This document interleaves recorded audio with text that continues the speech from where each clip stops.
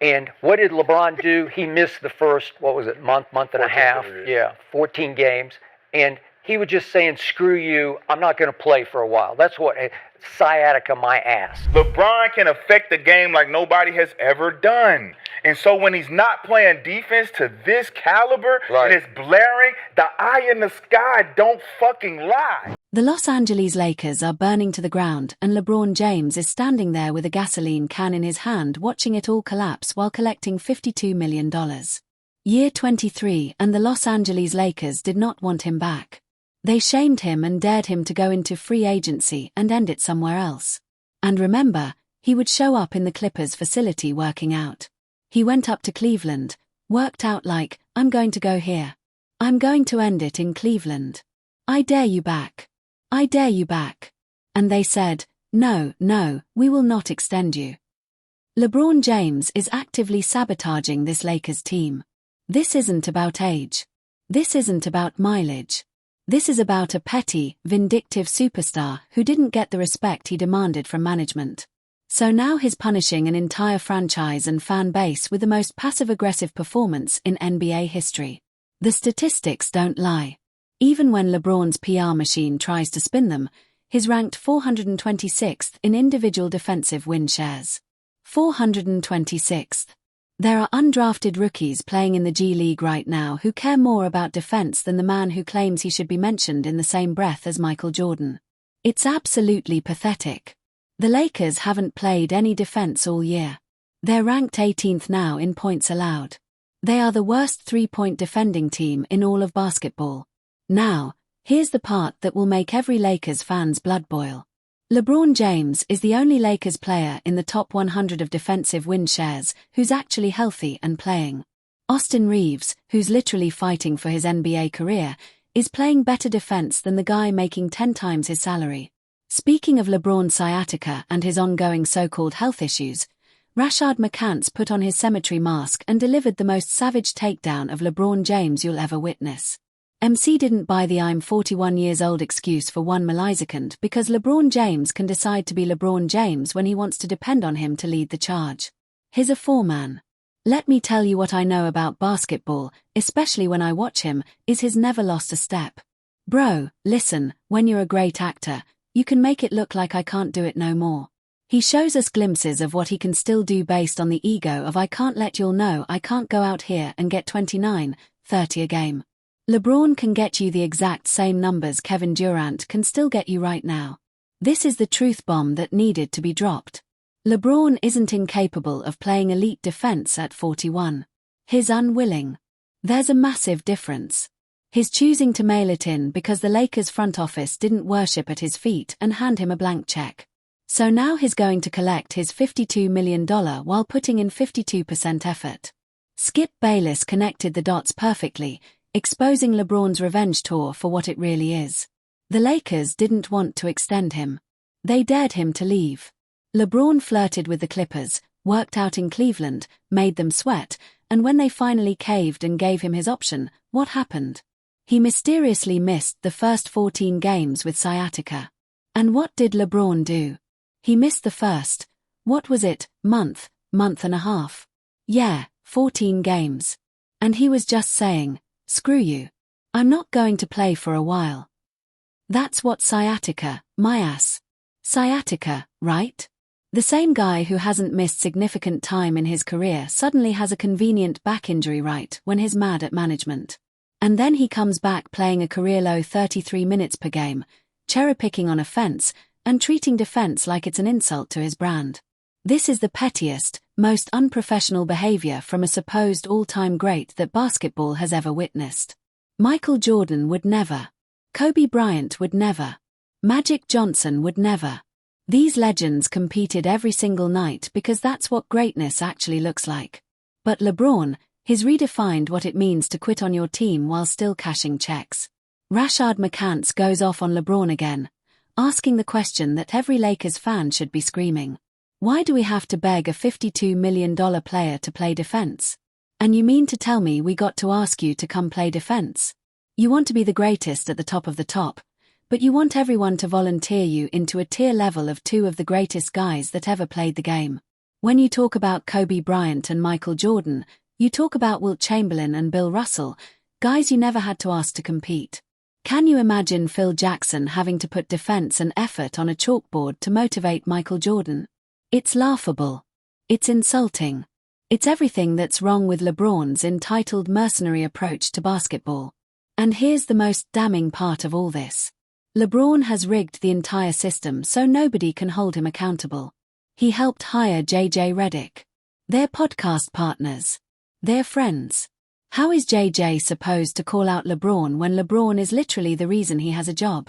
It's the most brilliant career protection racket in sports history. Kenyon Martin exposed this conflict of interest beautifully. He stated the obvious truth that everyone's dancing around. JJ Redick has zero authority in that locker room because the players see him as a peer, not a coach. And the biggest reason LeBron won't let him be.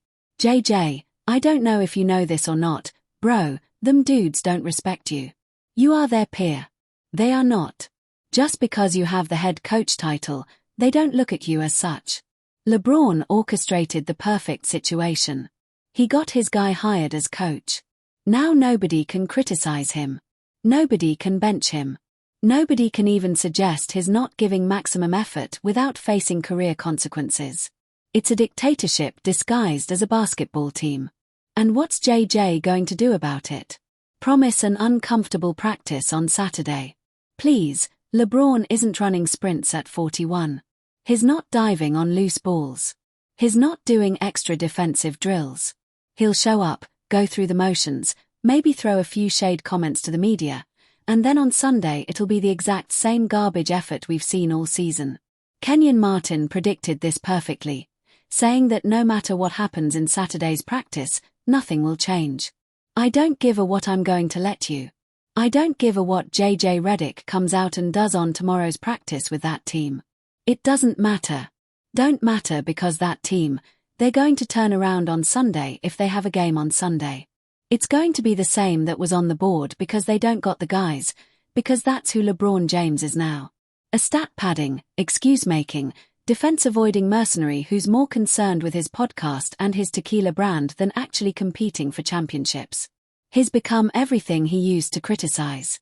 He's become the antithesis of greatness. The Christmas Day massacre proved it beyond doubt. He's not diving on loose balls. He's not doing extra defensive drills.